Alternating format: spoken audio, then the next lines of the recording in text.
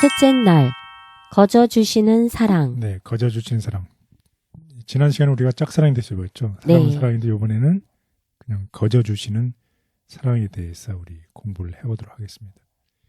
특별히 이제 인류가 범죄한 후에도 보통 인간의 논리 같으면 어떻게 해요? 범죄하면 바로 죄에 대한 결과로 그냥 이제 감옥에 가고. 판단, 선고를 내리잖아요. 네. 그럼에도 불구하고 지속되는 하나님의 사랑입니다. 이스라엘이 반복적으로 죄를 지었음에도 불구하고 한 번만 지는 게 아니라 죄를 어떻게 해요? 반복해서 같은 죄를 계속 지었음에도 불구하고 하나님은 여전히 그들을 사랑하신다는 거죠. 인간은 이렇게 할 수 없죠. 네. 인간은 한 번은 봐주죠. 봐주나요? 아니 부모가 그런 얘기를 하잖아요. 네. 자기들에게 이번 한 번은 한 번은 내가 용서해주겠다. 용서해주겠다. 다음 네. 반복하지 말아라. 네. 두 번은까지는 혹은 세 번까지는 할 수 있을지 몰라요. 네. 그래서 베드로가 물어보죠.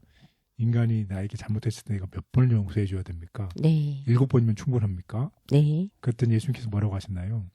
70번에 7번씩이라도 네. 해야 된다는. 그게 바로 이 예수님의 성품, 하나님의 성품이죠.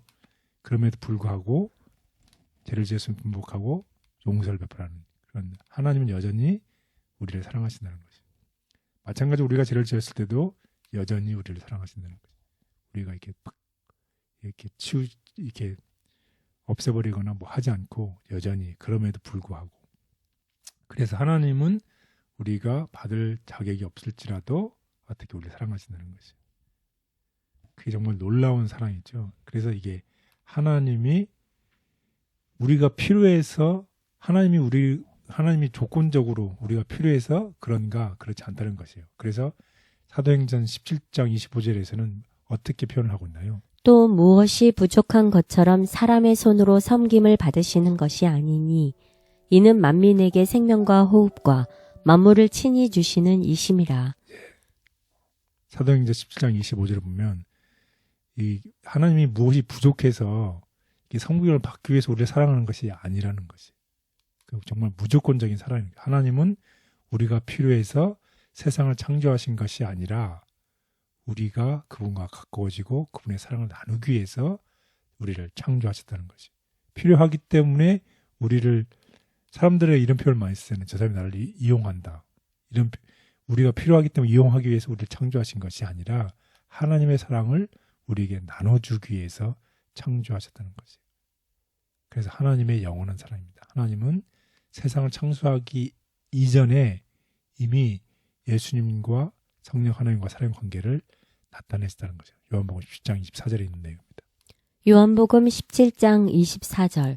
아버지여 내게 주신 자도 나 있는 곳에 나와 함께 있어 아버지께서 창세전에 나를 사랑하심으로 내게 주신 나의 영광을 그들도 보게 하시기를 원하옵나이다. 네. 예수님이 받아야 될 그 영광을 창세전에 이미 나와 함께 그렇게 누리기를 바란다고 이렇게 말씀하셨다는 거죠. 하나님의 영원한 사랑이 창세전에 이미 준비됐다는 사랑이에요.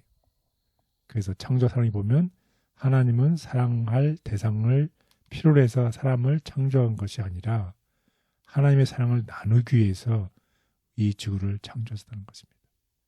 그래서 아담과 하와가 죄를 지은 후에 하나님은 그들에게 즉시 죽음을 주지 않으시고 대신에 어떻게 해요?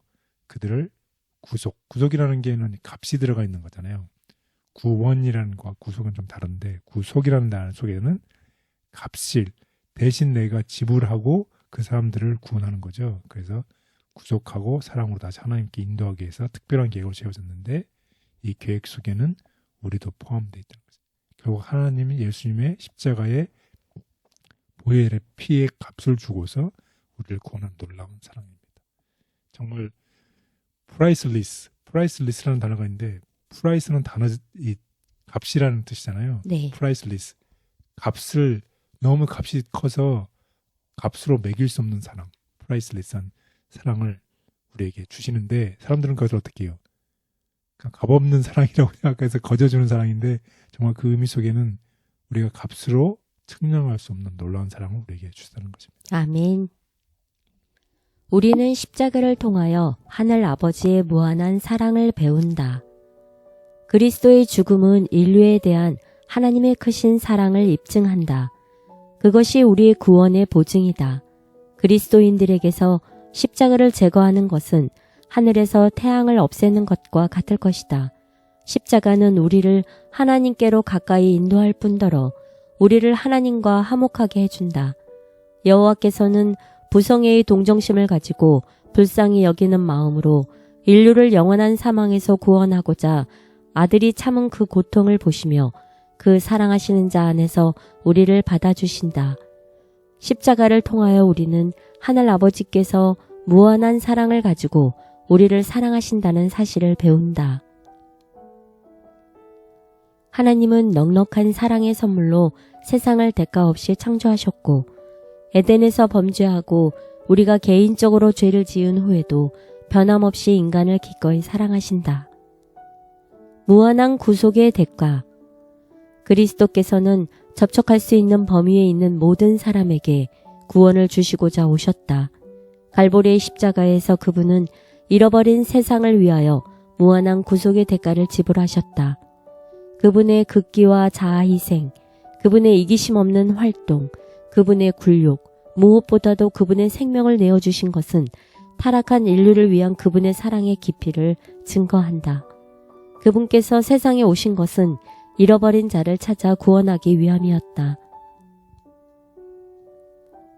하나님께서 우리에게 베풀어 주신 모든 사랑을 생각할 때 마음을 다해 주님을 찬양하며 놀라운 사랑 앞에 영광을 돌립니다. 죄가 우리의 눈을 가렸을지라도 언제나 변함없는 하나님의 사랑을 바라보도록 우리의 마음과 눈을 열어주옵소서. 예수님의 이름으로 간절히 기도드렸습니다. 아멘.